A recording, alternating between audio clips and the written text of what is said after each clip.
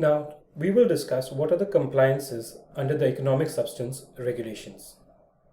When we talk about the compliances under ESR, there are two sets of compliances. So first you need to analyze whether or not you are carrying out a relevant activity. If you are carrying out a relevant activity, then there are two sets of compliances which may be applicable to you. The first one is regarding notification to the relevant authority. Like I mentioned a bit earlier, the government has, in the case of various activities, specified the relevant authorities. If a person or a company or an entity is covered, they will be required to file the notification with the relevant authority. Now, in addition to the notification, there may be certain exemptions available to the companies which are carrying out relevant activities that they can only file a notification. There might be certain exemptions which are available. But if there are no exemptions which are available, then these entities are required to file a report or a return of economic substance within a period of 12 months from the end of their financial year. For example, if the financial year of the entity ends on December 31, 2019, then they are required to file the return of economic substance by December 31st, 2020. And one needs to look out the relevant notifications from various relevant authorities, which from time to time will be prescribing as to what is the date by which the notification needs to be undertaken for the ESR.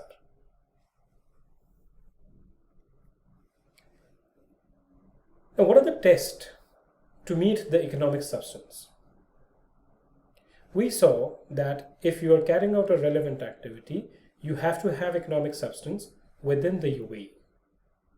But what are the tests which are going to be applied to ascertain whether or not you are carrying out the economic substance in respect of the relevant activity? While these are quite detailed in nature, at this stage, I would just like to tell you as to what these tests are and a broad idea of what they could actually cover. The first test is the core income generating activity. So if you are saying that you are generating X amount of profits in the UAE, or you're getting the X amount of revenue in the UAE, you need to tell, are you actually carrying out the corresponding activity which are required to earn this income within the UAE or not? If I go back to my example, which I gave to you in the beginning, where a Poland company had sold something to Netherlands, then if there is a profit of 10 which is kept back in the UAE, what are the activities which are being done? If they are getting a share of 50% of the profit, why 50%? Because the total profit of the Poland entity was 20 and 10 was being kept in the UAE. So are there activities that actually justify that this 10 worth of profit should be actually kept in the UAE? So what are the core income generating activity which are relevant to a business? Now these activities may differ depending on the business. So if you're actually providing service, then the core income generating activity will be different. If you're actually just purchasing and selling something, then the core income generating activity will be different. If you're a holding company, then of course the activities will be different. What are the CJA or the core income generating activity in respect of each of these businesses?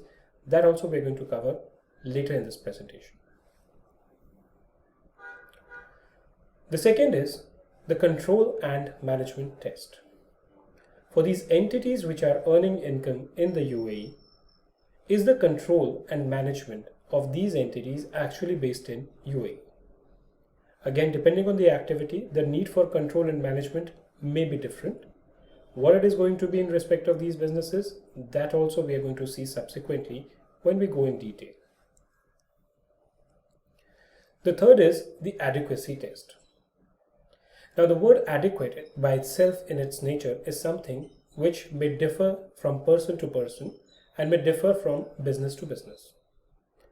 When you say adequacy test, the adequacy test is further subdivided into three parts, which is the qualified and full-time employees, the operational expenditures, and the physical asset.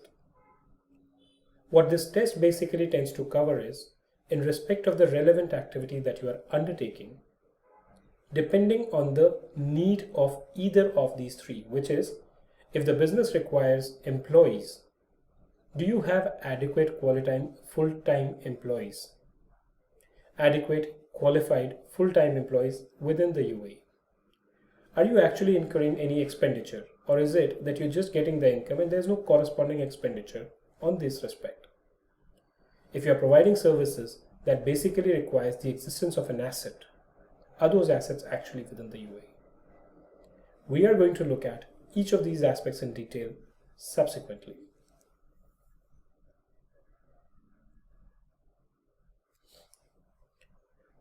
So before we look at those tests, let's first identify what are the relevant activities which are covered under the ESR regulations and who actually are the regulatory authorities for each of these activities. We are going to cover them in detail in this presentation, so I'm going to briefly touch upon each of these activities for now.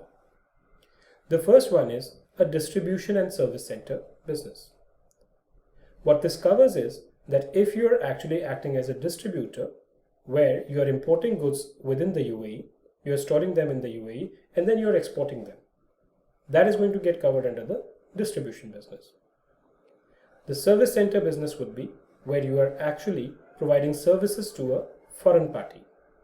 If you're just providing services entirely to a domestic party, that is not covered here. And the relevant authority for this is the Ministry of Economy and the competent authority in the free and financial free zone for distribution and service center business. The next one is a holding company. A holding company by its very nature would be the one which is holding interest in other entities. For the purpose of the regulation, the interest which is referred here is the equity interest or shareholding in other entities. And the relevant authority for them is again Ministry of Economy, that's the common one, and the competent authority in the free zone and financial free zone for the holding business. Then investment fund management. That business, the relevant authority is going to be Securities and Commodity Authority or the competent authority in the free zone and financial free zone for investment fund management business. Headquarter business. This would typically cover cases where a UAE entity is providing senior management services to foreign group entities. Like I discussed earlier, this is going to be applicable when the transaction is with foreign party. If you're providing headquarter business services to other entities within your country, within the UAE, then these regulations are not applicable. The relevant authority again is Ministry of Economy and the competent authority in the free zone and financial free zone for headquarter business. For shipping, it's the Ministry of Economy and the competent authority in the free zone and financial free zone for the shipping business. For lease finance, the relevant authority is the UAE Central Bank and the competent authority in the free zone and financial free zone for the lease finance business. For insurance, it is the insurance authority and again the competent authority in the free zone and financial free zone for the insurance business. Intellectual property, it's the Ministry of Economy and the competent authority in the free zone and financial free zone for the intellectual property business. And the last one is banking, for which the relevant authority is the UAE Central Bank and the competent authority in the financial free zone for the banking business. So these are the 9 activities. If you're carrying out any activity which does not get covered within these, then you are not impacted by these regulations.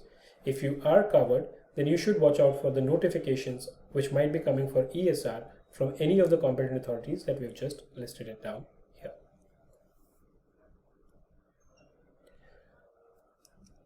Now again, some of the common issues which we are facing these days on applicability of the ESR is, what if I do not carry out any relevant activity during the year?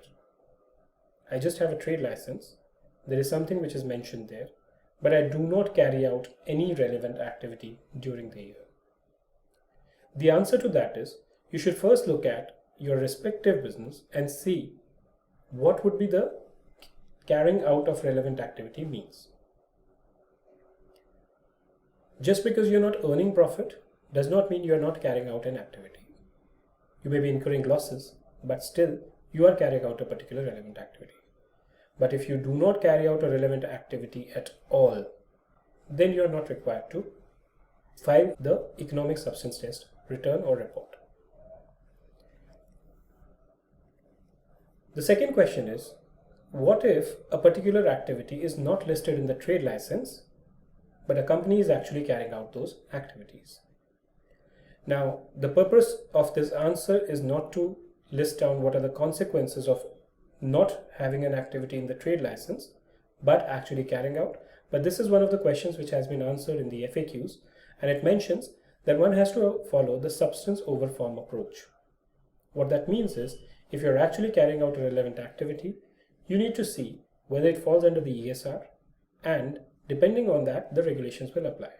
Just because an activity is not mentioned in the trade license does not mean that you are not falling within these ESR regulations, even if you are actually carrying out those activities.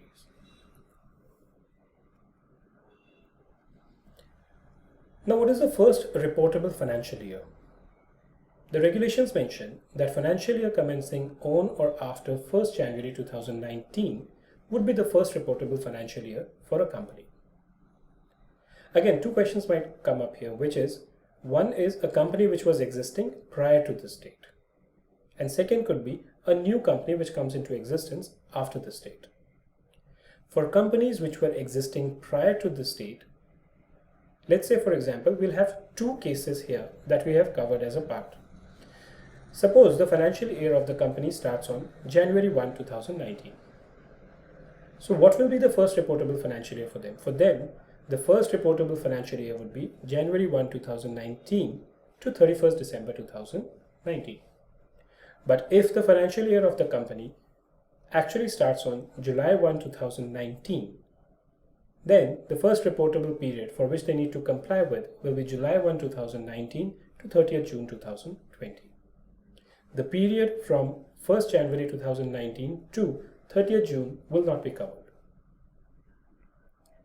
Insofar as a new company is concerned, the day they start their activity, that would be the start of their financial year. So for example, if a company starts operations on 1st April 2019, then April 1, 19 to 31st March 20 will be the first financial year. For a company which starts, let's say, business on July 1, 2019, for them the financial year would end on June 30th, 2019. Within the end of 12 months from the relevant financial year, which is what I discussed in case of these two entities, you have to file the return of economic substance.